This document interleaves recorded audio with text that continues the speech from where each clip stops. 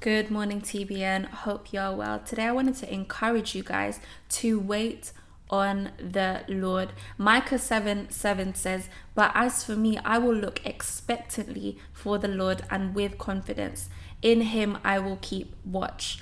I will wait with confident expectation for the God of my salvation, and my God will hear me." I really wanted to challenge your way of thinking today. If you think that waiting is just a passive exercise, then I really wanted to challenge you to read Micah 7:7 again. You see, patiently waiting isn't just the ability to wait, but it's also the attitude and the posture of your heart within it. Are you looking expectantly? Are you looking with eager anticipation? Are you looking with confidence? Do you believe that God is going to come through for you? Do you believe that God is going to keep his promises? It's very, very possible to wait for the Lord and still be in unbelief and still have doubts in your mind. In 1 Samuel chapter 13, we see here it says that Saul was to wait for Samuel for 7 days. That was the amount of time that he had been told by Samuel to wait.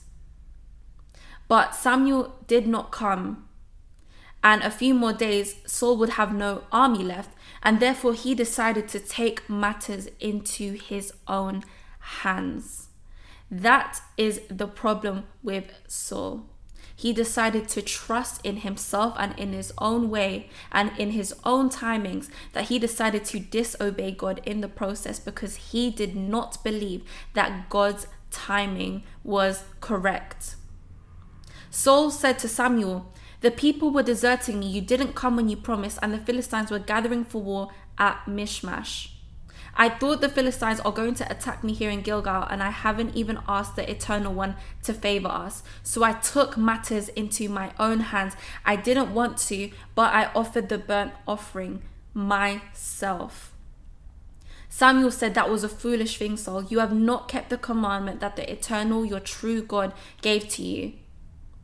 He was willing to establish your kingdom over Israel for time, but now your kingdom, your dynasty will not last.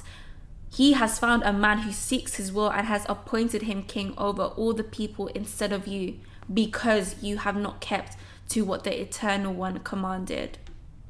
For a moment there, I was compassionate with what happened to Saul because he felt the pressures around him. The people were deserting him. He was in grave danger.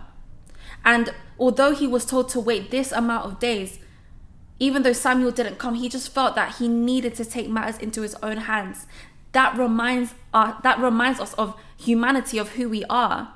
That when we feel like, something is not going to happen for us, we take matters into our own hands. It's been glorified now.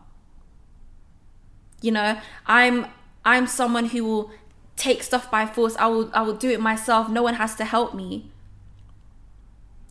But in that, you are disobeying God if he has told you to wait. It says here that God found a man who seeks his will and has appointed him as king, which is David. In Psalms, we see that he is constantly waiting on the Lord with confidence, with expectations. He expressed great confidence in God as he was waiting for God to deliver him. He was waiting for God to protect him from his enemies. David conveyed this trust in the Lord by longing to be with him, that he was praising him and worshiping him and wanting to dwell in his presence, although he was surrounded by enemies, something that Saul failed to do. It says here in Psalm 40, "I waited patiently for the Lord. He inclined to me and heard my cry. He drew me up from the pit of destruction, out of the miry bog, and set my feet upon a rock, making my steps secure. He put a new song in my mouth, a song of praise to our God." This is the confident expectation that we have, guys. It says in 1 John 5:14, this is the confidence we have in approaching God, that if we ask anything according to his will, he hears us. We know that in Isaiah 40, it says, "Waiting on the Lord renews our strength." Don't be like Saul, waiting to take matters into your own hands. I know that in this generation, it's such a microwave generation where we want stuff instantly. We want the results now.